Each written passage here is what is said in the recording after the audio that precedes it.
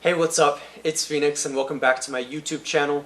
I encourage you to hit that like button, to subscribe for more quality content, and to share with your friends.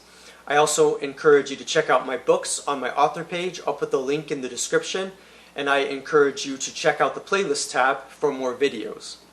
Today, I'm very excited because as a new episode for part of my Philosopher series, I will be talking about the Stoicism and philosophical principles of Marcus Aurelius as part of my Philosopher series, and I'm very excited to do so. So without further ado, let's dive right in. So Marcus Aurelius is a Stoic philosopher from ancient Rome, and this is his book, the Meditations. And I reread the Meditations to think about Marcus Aurelius's perspective on philosophy and on life. And I would like to talk about Marcus Aurelius in the context of his own philosophy and in the context of philosophy at large. So, one of the things that Marcus Aurelius talks about early on in his book is the notion of speculation. And while he has his own words for describing it, he describes himself as being able to contrast notions of speculative philosophy or histories or a variety of very cerebral and intellectual activities and ideas.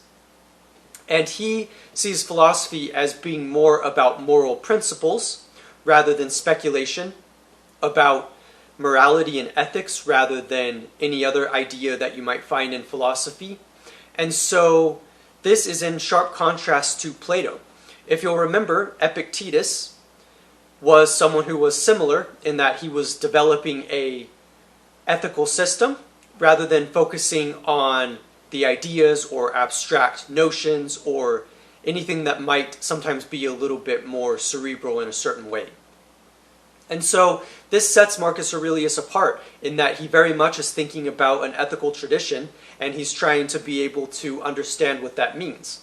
And so that actually makes a lot of sense when thinking about his time period where he was in political instability in Rome, and about how difficult the time was and how he needed to have a system of thought, specifically a system of ethics, to be able to get through.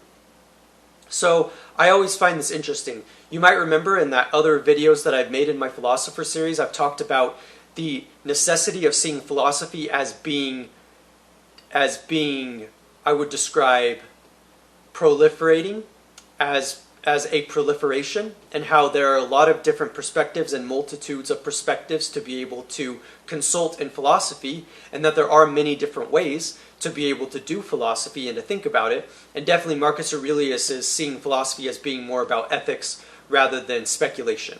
And I think that that's a very important point. Now, what is Marcus Aurelius's idea of morality? Well, one of the things that he emphasizes a lot is Stoic virtue, and the idea of Stoic virtue as being emotionally in control, of being in control of your emotions.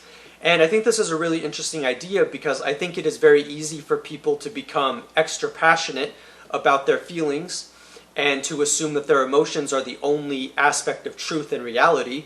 But in true Stoic fashion, Marcus Aurelius is thinking about this in the context of emotional control and emotional stability. So it would seem that Marcus Aurelius is in somewhat of a Platonic tradition in that he sees reason as being above the passions. And the contrast between the passions and reason is definitely very important in the tradition and history of philosophy. And so it's very interesting to see how philosophers land on that side of the debate and how they think about emotion.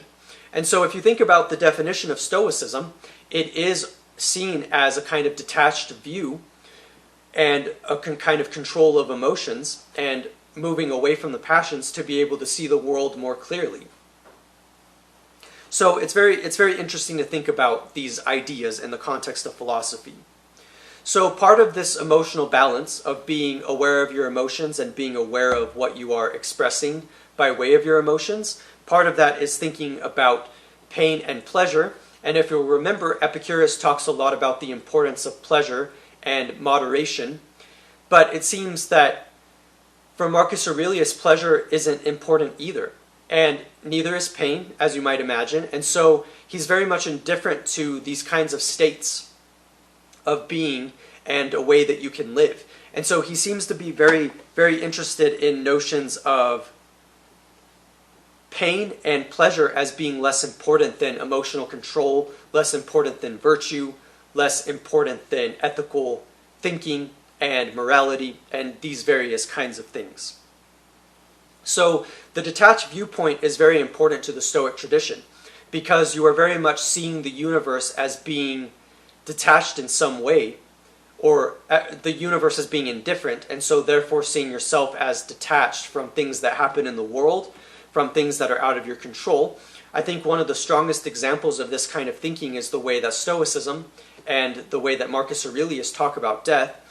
And one of the ideas is that death is inevitable, death is unavoidable, so there's no reason to fear it. And the reason why this is important is because death is out of our control, and so there's no point in thinking about it so much.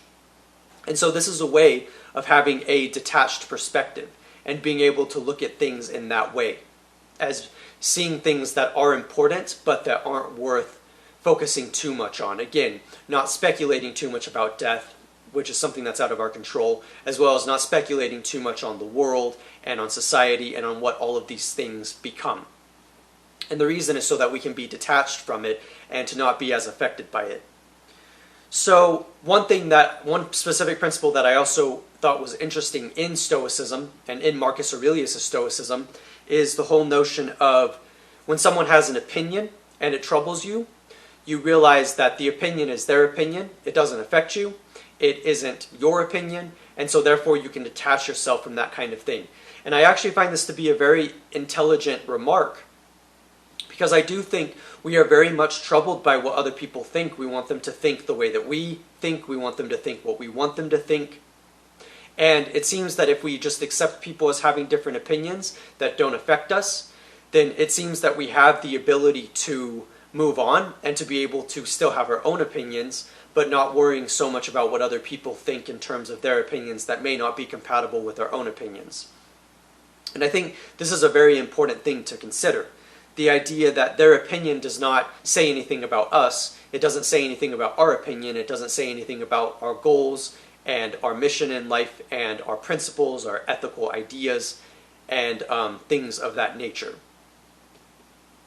And so I definitely think that's very important to consider whenever we do live in a world that is completely preoccupied with what everybody else thinks. And Marcus Aurelius, back in the Roman Empire, saw that as a waste of time. And I definitely understand that. Now, I do like Marcus Aurelius. I think he is a fascinating philosopher, and I think that he has his place in the history of philosophy. But I do have a few critiques and criticisms of his system. So first off, I would argue that there is a place for passion. I think that passion is important in some contexts. It's how we are able to persuade people, by having some kind of passion for something, for a cause or a belief or an idea. And so I think that that's very important.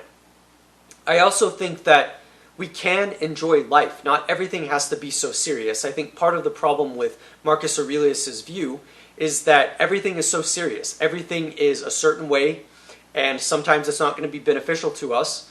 But that doesn't make sense in the sense that maybe we should strive. Maybe we should try to achieve certain goals. Maybe we should get other people's opinions and try to persuade them. And maybe we should throw ourselves out into the world and not think of things so seriously. Certainly as an artist, I think there is a place for what could be described a kind of romantic impulse or creative impulse. And I don't think that we have to see things as strictly principles to follow. I don't think we have to see them as strictly things that we believe to be able to control our emotions. I mean, certainly we should have a balance of our emotions, and I think that's where Marcus Aurelius is correct. But I do think that there is a place for passion. I was also going to say that I was a little bit turned off when I read the first couple of chapters of the Meditations, and it was because he was talking about the excessive nature of speculation, as I mentioned earlier in the video, and how speculation just really isn't that valuable. And I completely disagree with that. I think, for one thing, metaphysics, which thinks about the nature of reality and a variety of things about human existence, and even the universe in an abstract sense of reality, I think is very valuable. And I think the reason is because it allows us to go to new territory. It allows us to look at things in a different way. It gives us a new perspective. And I do think there is a place for studying history, for studying metaphysics, for thinking about philosophy outside of the domain of moral principles. And so I do think that's one of the places where Marcus Aurelius limits himself. Of course, I understand his arguments. The reason why he is that way is because he wants to be serious about life. He wants to be able to be detached from the things that are happening in the world. And basically, he doesn't want to get carried away on a tangent. He doesn't want to get carried away by things that he may as well not be speculating about because they bear no fruit. But I don't think that that's true. I think that there is definitely a place for speculation and for those kinds of things. While I do think emotional balance and control is definitely very important, and while I myself am very critical of emotion because I'm afraid of extreme emotions, I would say that I do, as I've said, I do think that there is a place for passion, and I do think that emotions are not always destructive. I think happiness is a beautiful emotion, happiness for our lot in life, or happiness for other people. I think that, as an example, is a powerful emotion, and I think that we should be able to express that. I think that should be something that we definitely think about. So yeah, so that's Marcus Aurelius. I encourage you to read the Meditations and to check the book out. I think you would very much enjoy it, and I think that he has a lot of valuable things to say and to contribute. I encourage you to check out the other videos in my Philosopher series to see how all of these videos connect and how all of the traditions of different philosophers in the ancient world and philosophy in general definitely relate to each other in a variety of ways. I'm trying to build a philosophical system by thinking about philosophers through history and philosophers in general, and I hope that you will come along for the ride. There is a lot to explore, and I think that you will enjoy it, and I hope that you enjoyed this video. And yeah, keep a lookout for more videos on my YouTube channel and for more videos on my Philosopher series. I'm very excited and grateful that I'm able to do these things, and I'm very excited at the content that I can produce, and I hope that you will continue with me on this journey.